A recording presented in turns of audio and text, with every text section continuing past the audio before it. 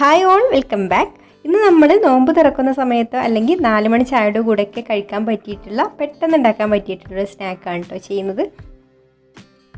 അപ്പോൾ നമുക്കിത് എങ്ങനെയാണ് തയ്യാറാക്കുക എന്നുള്ളതൊന്ന് നോക്കാം. അപ്പോൾ വീഡിയോയിലേക്ക് പോകുന്നതിന് മുമ്പ് നിങ്ങൾ ആദ്യമായിട്ടാണ് ഈ ചാനൽ കാണുന്നതെന്നുണ്ടെങ്കിൽ സബ്സ്ക്രൈബ് ചെയ്തിട്ടില്ലാത്തവരാണെങ്കിൽ ഒന്ന് സബ്സ്ക്രൈബും കൂടെ ചെയ്യണേ. അപ്പോൾ ആദ്യം നമുക്കിതിന് വേണ്ട ഫില്ലിംഗ് ഒന്ന് റെഡിയാക്കി എടുക്കാം. അപ്പോൾ അതിന് വേണ്ടിയിട്ട് ഞാനിവിടെ ഒരു പാൻ അടുപ്പത്ത് വെച്ചിട്ടുണ്ട്. അതിലേക്ക് ഒരു ടേബിൾ സ്പൂണ് ഓയിൽ ഒഴിച്ചു കൊടുക്കാം. ഇനി ഇതിലേക്കൊരു 2 വെളുത്തുള്ളി ഇതുപോലെ ഞാൻ ചെറുതായിട്ട് അരിഞ്ഞെടുത്തിട്ടുണ്ട്, അതിട്ട് കൊടുക്കുന്നുണ്ട്. അപ്പോൾ ഈ വെളുത്തുള്ളി ഒന്ന് മൂത്ത് ഒന്ന് പച്ചമണം മാറി വരട്ടെ. എന്നിട്ട് നമുക്കിതിലേക്കൊരു 2 സവാള ഇതുപോലെ ചെറുതായിട്ട് അരിഞ്ഞത് ചേർത്ത് കൊടുക്കാം. പിന്നെ ഒരു 2 പച്ചമുളക് അരിഞ്ഞതും കൂടെ ചേർത്ത് കൊടുക്കുന്നുണ്ട്.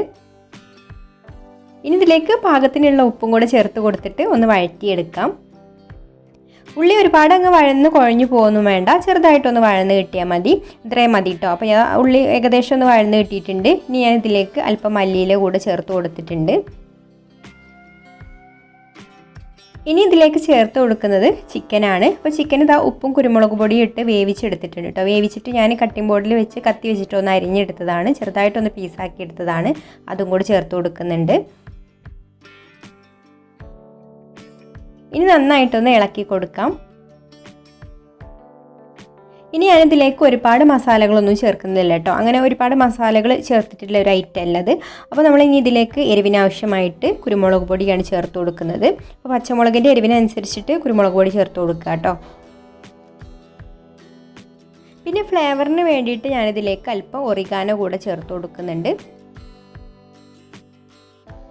ഇനി ഒന്ന് നന്നായിട്ട് മിക്സ് ചെയ്ത് കൊടുത്തതിന് ശേഷം ഫ്ലെയിം ഓഫ് ആക്കാം.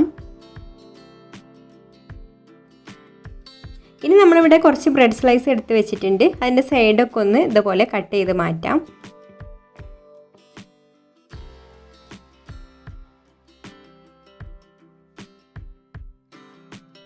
അപ്പോൾ അത് നമ്മളിവിടെ നേരത്തെ റെഡിയാക്കി വെച്ചിട്ടുള്ള ഫില്ലിങ് ഇവിടെ ചൂടാറി വന്നിട്ടുണ്ട് കേട്ടോ. ഇനി ഞാനിതിലേക്ക് കുറച്ച് മൊസറല്ല ചീസാണ് ചേർത്ത് കൊടുക്കുന്നത്. അപ്പോൾ ചീസ് ഓരോരുത്തരുടെ ഇഷ്ടത്തിനനുസരിച്ച് ചേർത്ത് കൊടുക്കുക കേട്ടോ. കൂടുതൽ വേണമെന്നുണ്ടെങ്കിൽ കൂടുതൽ ചേർത്ത് കൊടുക്കുക, അല്ലെങ്കിൽ കുറച്ച് വേണമെന്നുണ്ടെങ്കിൽ അങ്ങനെ ചേർത്ത് കൊടുക്കാം. ഇനി ചീസ് മസാലയുടെ എല്ലാ ഭാഗത്തും എത്താൻ വേണ്ടിയിട്ട് ഇതുപോലെ ഒന്ന് മിക്സ് ചെയ്തെടുക്കാം കേട്ടോ. പിന്നെ നമ്മളിവിടെ ഈ ഒരു പാത്രത്തിൽ സാധാരണ പച്ചവെള്ളം എടുത്തിട്ടുണ്ട്. അതിലേക്ക് നമ്മുടെ ബ്രെഡിൻ്റെ ഓരോ സ്ലൈസും ഇതുപോലെ പതുക്കെ ഒന്ന് മുക്കിയെടുത്തതിന് ശേഷം കയ്യിൽ വെച്ചിട്ട് ഇങ്ങനെ പ്രസ് ചെയ്ത് അതിൻ്റെ ഉള്ളിലുള്ള വെള്ളമൊക്കെ ഒന്ന് കളയാം.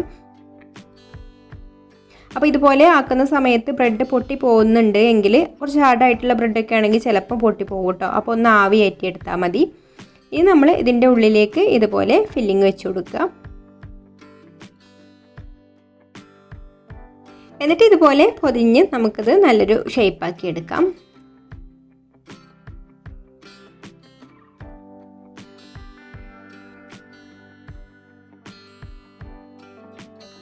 ഇതുപോലെ ഉരുളാക്കി എടുത്തിട്ടുണ്ട്. ഇനി നമുക്ക് എല്ലാതും ഇതുപോലെ തന്നെ ചെയ്യാം. പിന്നെ ബ്രെഡ് നമ്മൾ പൊട്ടി പോവുകയാണെങ്കിൽ ആവി കയറ്റിയെടുക്കുക എന്ന് പറഞ്ഞല്ലോ. അപ്പോൾ നമ്മൾ സ്റ്റീമറിൽ വെച്ച് ആവി കയറ്റിയെടുത്ത് ആ ഒരു ബ്രെഡ് ചൂടോട് കൂടി തന്നെ ഇങ്ങനെ ചെയ്യുകയാണെന്നുണ്ടെങ്കിൽ പെട്ടെന്ന് തന്നെ ഇത് ഒട്ടിപ്പിടിക്കും കേട്ടോ. അപ്പോൾ വെള്ളത്തിലൊന്നും മുക്കേണ്ട ആവശ്യം വരില്ല. ഇതിപ്പോൾ സാധാരണ നോർമൽ ബ്രെഡ് ആണെങ്കിൽ ഇതുപോലെ വെള്ളത്തിൽ മുക്കിയാൽ മതി. ഇപ്പോൾ ചില സ്ഥലത്തൊക്കെ കുറച്ച് ഹാർഡായിട്ടുള്ള ബ്രെഡാവും കിട്ടുക. ഇതിപ്പോൾ നല്ല സോഫ്റ്റ് ആയിട്ടുള്ള ബ്രെഡാണ്. ഹാർഡായിട്ടുള്ള ബ്രെഡ് കിട്ടുകയാണെന്നുണ്ടെങ്കിൽ പൊടിഞ്ഞു പോവുകയാണെങ്കിൽ മാത്രം അങ്ങനെ ചെയ്താൽ മതി. ഇനി ഞാനിവിടെ ഒരു ബൗളിൽ ഒരു മുട്ട പൊട്ടിച്ച് വെച്ചിട്ടുണ്ട്. ഇതിലേക്ക് അല്പം ഉപ്പും അല്പം കുരുമുളക് പൊടിയും കൂടി ചേർത്ത് കൊടുത്തിട്ട് നന്നായിട്ടൊന്ന് ബീറ്റ് ചെയ്തെടുക്കാം.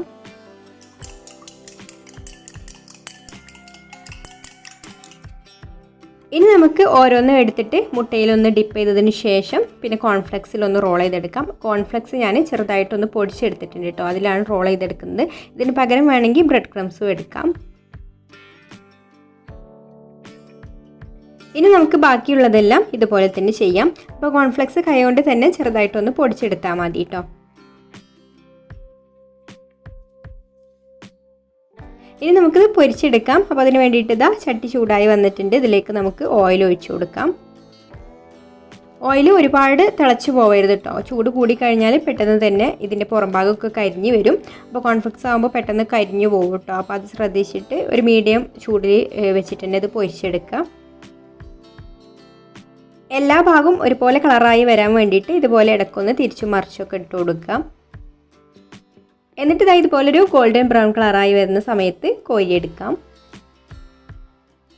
ഇനി നമുക്ക് ബാക്കിയുള്ളതും കൂടെ ഇതുപോലെ തന്നെ പൊരിച്ചെടുക്കാം.